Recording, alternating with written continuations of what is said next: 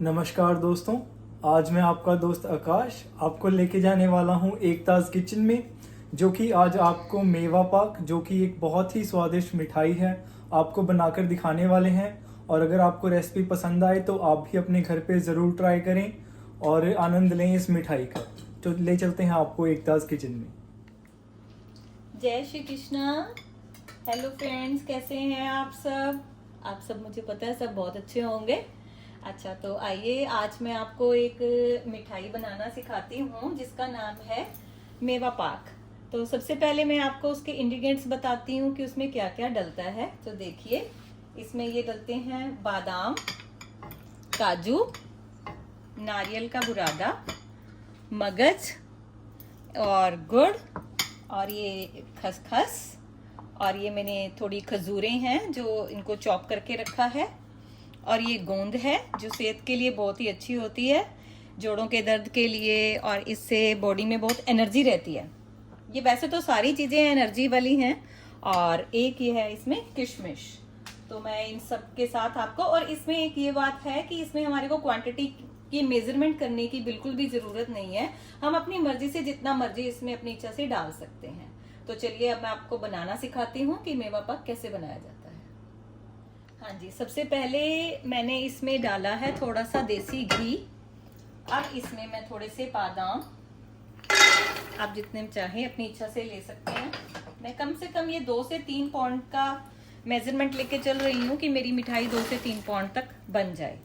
तो उसमें मैंने एक कटोरी बादाम और 1 कटोरी काजू लिए हैं। तो सबसे पहले हम इसको भूनेंगे और फिर इसे निकाल देंगे। हमें ये सारे ही इंग्रेडिएंट्स को ऐसे बारी बारी से थोड़ा सा फ्राई करके हमने निकाल देना है। जैसे ही इसका कलर थोड़ा सा चेंज होगा, काजू बादाम का लाल होगा, तो हम इसको निकाल देंगे।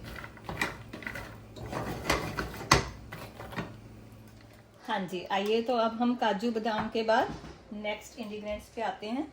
हम थोड़ा थोड़ा सा घी डालते जाएंगे, 2-2 स्पून, और सारे इंग्रेडिएंट्स को भूनते जाएंगे और अलग से निकालते रहेंगे। ये हमने डाल दिए अब फुल मखाने। ये देखिए, हमने काजू बादाम कर लिए हैं और वो कुछ इस तरह से हो गए हैं। इनका कलर थोड़ा सा ऐसे चेंज हुआ तो हमने इनको निकाल दिया। और अब बारी है फुल मखानों की। हाँ जी, देखिए फ्रेंड्स, हमारे मखाने जो हैं ऑलमोस्ट भूनने वाले हैं। इसको हम इस तरह से चेक कर सकते हैं। जैसे ही देखो ये क्रंची हो गया तो इट मीन्स ये भून हो चुका है। और एक बात मैं और कहना चाहती थी कि हमें सभी इंग्रेडिएंट्स को अलग अलग ही भूनना है। इन सबको एक साथ नहीं भूने, क्योंकि सबको भूनने का जो समय है वो अलग अलग लगता है। अगर हम एक साथ सारे डाल देंगे तो कोई कम भूना जाएगा और कोई ज़्यादा। और ये देखिए, ये इसका जो है ये सारा वो निकल गया। इसको हम काले को अलग कर देते हैं। और अब से फिर से अब मैं इसमें थोड़ा सा घी डालूंगी। और किशमिश को जो है बहुत कम समय लगता है भूनने में। हाँ जी, देखिए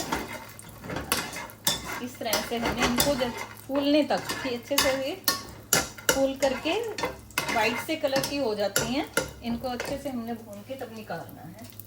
और इसको भूनने में कोई ज़्यादा समय नहीं लगता है।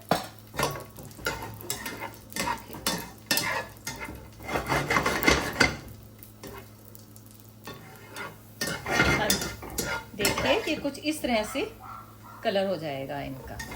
ठीक है, अब हम इन्हें भी निकाल देंगे। देखिए,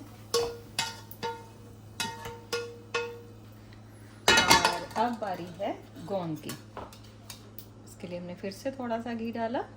बहुत ही कम क्वांटिटी में इस तरह से घी लगता है। अगर हम सारा इकट्ठा घी डाल करके सारा इकट्ठा करेंगे तो वो उससे घी भी ज़्यादा लगेगा। इससे हमारा घी भी बहुत कम लगता है।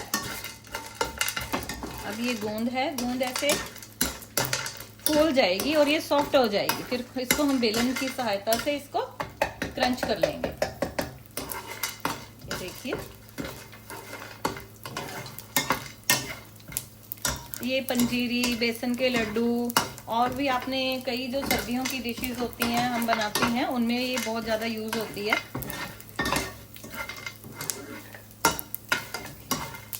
देखिए किस तरह से ये जैसे पटाखे फूलते हैं उस तरह से, इस तरह से पटाखों की तरह पड़ पड़ कर करके फूलती जाती है। इसको अच्छे से भून लें, क्योंकि अगर ये कच्ची रह गई तो ये अच्छी तरह से क्रंच नहीं हो पाएगी, क्रश नहीं होगी। हाँ जी फ्रेंड्स, हमने गोंद कर ली है। अब उसी घी में हमने, उसमें अब ज़्यादा इसमें घी नहीं डालना है, क्योंकि हमें नारियल करना है। इसमें खुद से भी अपना भी इसका एक, इसमें घी ऑलरेडी होता है नारियल में। तो इसको हम ऐसे सूखा सूखा सा भूनेंगे उसी पैन में। ये बड़ी जल्दी से भून हो जाता है, तो इसको ज़्यादा तेज आंच पे नहीं, लो टू मीडियम में ही इसको भुने।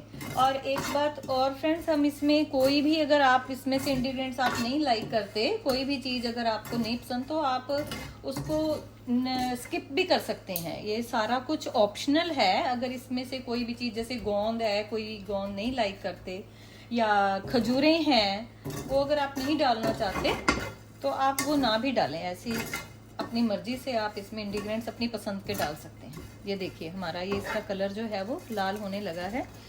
जैसे ये लाल हो जाता है, इसके बाद हम इसमें ये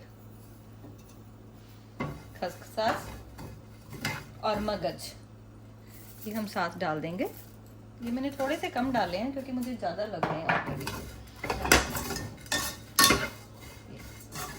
इस तरह से इनको हम भून लेंगे। बस इसको थोड़ा ही भूनना है, इसको ज़्यादा नहीं करना है हमें लाल। हाँ जी फ्रेंड्स, अब हमने ये सारे इंग्रेडिएंट्स को हमने मिक्सर में क्रश नहीं करना है। इसे हमें थोड़ा सा, क्योंकि हमें इसे मोटा रखना है ताकि हर चीज़ का जो है टेस्ट फ्लेवर आए। तो हमने एक जिपलॉक बैग लिया है और उसमें मैंने ये काजू, बादाम और मखाने इसमें हमने डाल लिए हैं। बाकी इंग्रेडिएंट्स को हम नहीं करेंगे। काजू, बादाम, मखाने और एक गोंद, इसको हम क्रश करेंगे इस तरह से बेलन की सहायता से। हम इसको बिल्कुल ही क्रश करके फिर आगे का आपको बताते हैं। हाँ जी सखियों, ये हमने गोंद को इस तरह से, जो भुनी थी हमने, उसको इस तरह से क्रश कर लेना है। इसको मिक्सी में नहीं करना है, नहीं तो ये सारी चिपक जाती है। इसे हमें दुबला सा रखना है। तो ये बेलन की सहायता से हमने इसको इस तरह से क्रश कर लेना है। हाँ जी सखियों, देखिए मैंने ये सारा का सारा मटेरियल जो है वो इकट्ठा मिक्स कर दिया है। इसमें किशमिश और ये खजूरें। अब हमने इसे नाप लेना है कि हमारा ये जो मटेरियल है वो कितनी कटोरी हुआ है। जैसे एक इस तरह से मैंने नापा है, तो ये 2, और ये हमने इसलिए करना है कि भी हमारे को पता चले कि हमने इसमें मीठा कितना डालना है। 3,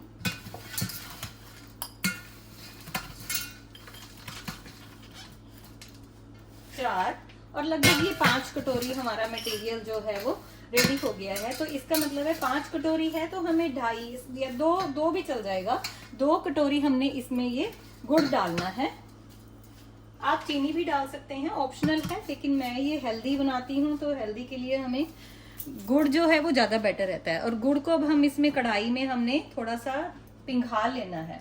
पहले थोड़ा सा पानी डाला है ताकि इसकी कंसिस्टेंसी जो है वो अच्छी सी हो जाए। थोड़ा सा पानी को बॉईल करके और उसमें हमने ये गुड़ जो है इसमें डाल दिया जाएगा। ये मैंने इसमें 2 कटोरी गुड़ जो है इसमें डाल दिया है।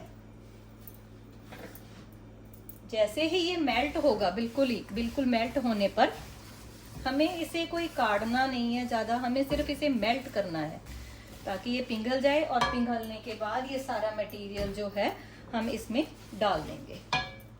हाँ जी सखियों, ये देखिए गुड़ हमारा जो है वो पूरी तरह से पिघल चुका है और अब हम इसमें ये मटेरियल डाल देंगे और इसे अच्छी तरह से मिक्स कर लेंगे। हमने इसको बहुत ज़्यादा देर नहीं पकाना है, बस थोड़ा सा मिक्स होने तक, ताकि ये अच्छी तरह से मिक्स हो जाए। और मिक्स होने पर हम इसको साथ ही ट्रे को ग्रीस करके, मैंने ये देखिए मैंने ट्रे को ग्रीस करके रखा है, साथ ही इसके बीच में हम इसको लगा देंगे।